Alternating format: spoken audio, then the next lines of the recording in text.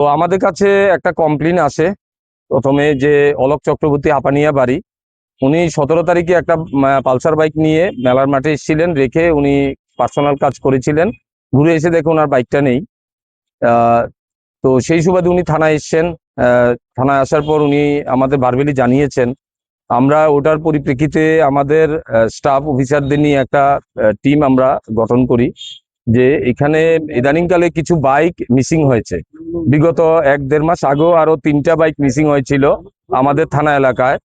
তো সবগুলোর আমরা একটা লিস্ট তৈরি করে 4টা বাইকের আমরা একটা টিম গঠন করি এবং ওসি রামনগর আউটপোস্ট শুভেন্দু দাসের নেতৃত্বে এবং আমাদের থানার অফিসার স্টাফ সিভিল ড্রেসে একটা টিম করেই আমরা ইন্টেলিজেন্সের মাধ্যমে বের হই যে বাইকগুলো অ্যাকচুয়ালি কোথায় আছে। তখন ওসি রামনগরের কাছে একটা খবর আসে যে রামনগর বিটারবন এলাকাতে একটা পালসার বাইক সাসপেক্টেড ভাবে একটা লোক নাম্বার নেই এই ওটাতে বিভিন্ন জায়গাতে অড আওয়ার্সে ঘোরাঘুরি করছে।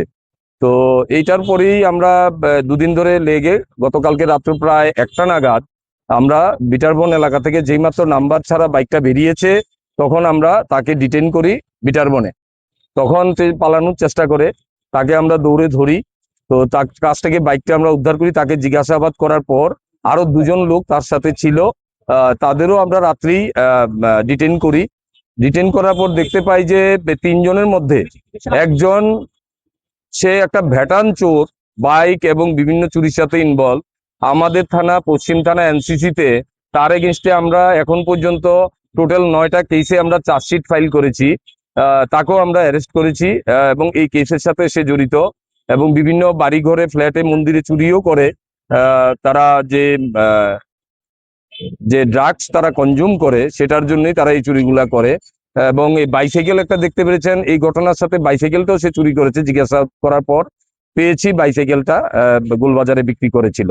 তো এগুলো আমরা রিকভারি করেছি। আরো 3টা বাইক রিকভারি বাকি আছে, আমরা চেষ্টা করব এবং তাদের আজকে আমরা পুলিশ কোর্টে পাঠাচ্ছি। পুলিশ রিমান্ড চেয়ে তাদের রিমান্ডে এনে জিজ্ঞাসাবাদ করব আর কারা কারা জড়িত আছে এই গ্যাং এর সাথে।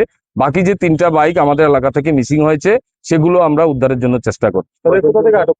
তাদের বিটারবন এবং গোলবাজার থেকে টোটাল এখন পর্যন্ত 3